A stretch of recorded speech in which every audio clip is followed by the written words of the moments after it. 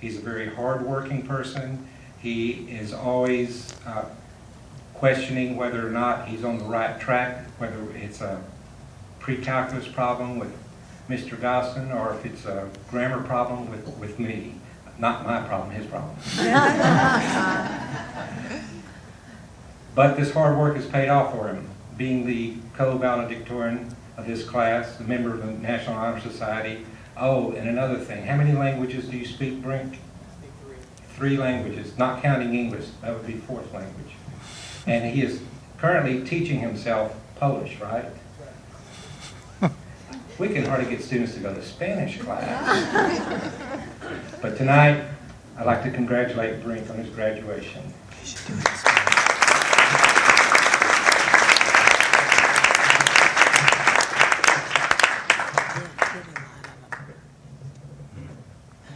Thank you, Mr. Cody. I promise my speech won't be as long as my full name. So, good evening, everyone. I'm so glad to be here and I'm so glad to be here giving the speech because that means one thing: I'm finally graduating. High school went by in a flash, and even though it wasn't always easy, and there were times we thought we'd never make it through, we persevered to stand here tonight. There's no way we could have survived without the help of our teachers, parents, and classmates who inspired us to dream big and live up to our potential. We are extremely grateful and forever indebted to them. First off, I'd like to thank Mr. and Ms. Boland for having the brilliant vision of the Alexander School. I'd also like to give a big thank you to Mr. Cody and Mr. Jackson because without them, the Alexander School wouldn't be the sacred place where lives are changed, safety is found, and learning occurs. Even though the placards on their classroom doors respectfully read Principal and Dean of Students, they truly go far beyond where any other principal or Dean of Students would go.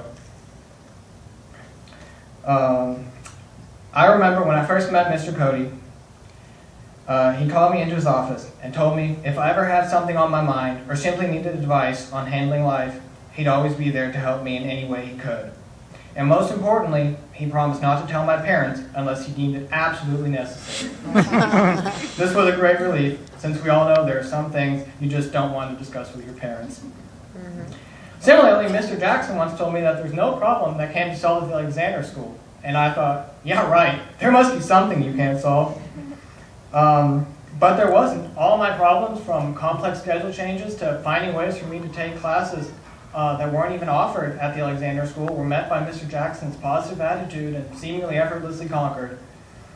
Moments like these truly define the Alexander School and its staff. Everyone here has each other's back and will do whatever it takes to make learning fun. Oh, and one more thing, Mr. Jackson. I will never forget Nathaniel Hawthorne's Scarlet Letter. Great book. Secondly, I'd like to thank all the teachers for so unselfishly sharing their time, knowledge, and talent with us. You guys came in early or stayed in late to help us with homework or tutoring.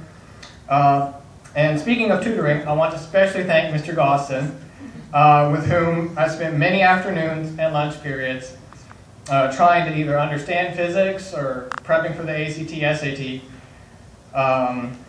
In fact, I spent so much time in his classroom that he started greeting me with "Hello, roommate" when he passed me in the hallways.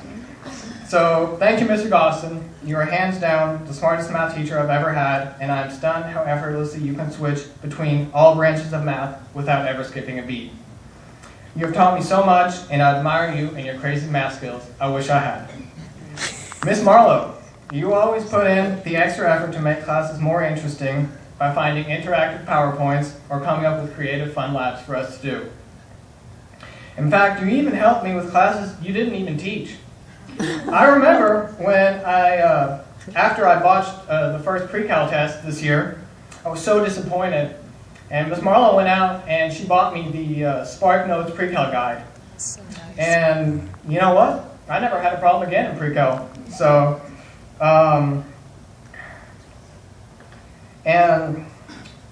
your caring and hands-on approach really brought the sciences to life for me, and I'll always remember the time we accidentally chopped the cat's arms off. That wasn't me. Senior done. You sparked my interest in languages. I so enjoyed comparing languages with you and tremendously value your insight and tips on learning them. When we needed a break from languages, we would discuss the Cowboys or Mavs' chances of winning a championship that season, which was depressing at times. I have so many fond memories of your class, and thanks to you, I can finally say, yo hablo español. Mr. Fogg, even though I didn't have you this year, I still remember the many times you made me laugh during the last 2 years, and your study labs are by far the most entertaining. I felt especially safe every day you were at school because I knew no intruder had a chance going up against your kung fu skills. The struggles you went through growing up have caused me to reflect on my own life and truly cherish the opportunities I've gotten. I have tremendous respect for you and can't thank you enough for what you've done. Dr. White, unfortunately, I was never in one of your classes, but from what I've heard, I know I missed out big time. I want to specifically thank you for putting together such a wonderful yearbook that I'll look back on for many years to come and remember all the wonderful memories we had together at the Alexander School. Last but not least, I'd like to thank Ms. Walker, who is the Alexander School's unsung hero. Most of us students have no idea how hard she works every day, writing emails, sifting through student records, creating our schedules, planning graduation, and then teaching art every afternoon. She ensures that everything at school is up to date and functioning smoothly, and thanks to her, I never encountered a glitch here.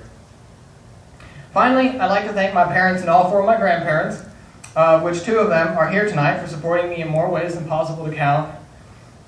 You always believed in me and appreciated me for who I am, and there's no denying that y'all played the biggest role in shaping me into who I am today, and I will be forever grateful for that. As you can see, each one of us is backed by countless people who inspired and gave us the confidence to face the world. I know that the speech was too short to thank everyone enough, but I'm so glad that I got to know y'all and will be forever grateful for having had the opportunity to attend the Alexander School. Now, before I sit down, I'd like to address my fellow graduates. And I have this sign here, and I'd like y'all to look at it.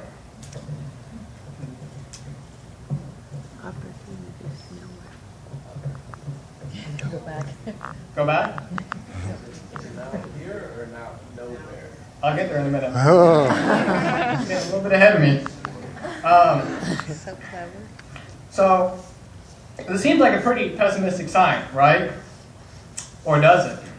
Often in life, there may appear to be only one way to look at things, when in reality, there are multiple ways to view a situation. The glass can be half empty, or the glass can be half full. It all depends on one's point of view and attitude. Any given situation can have a dead end as well as an opportunity because the way we perceive things is unique. Everyone has their own interpretation of reality, so let's make sure not to see opportunity is nowhere, but rather read it as opportunity is now here. Opportunity is always around us, and it's up to us to embrace it. Thank you and good luck.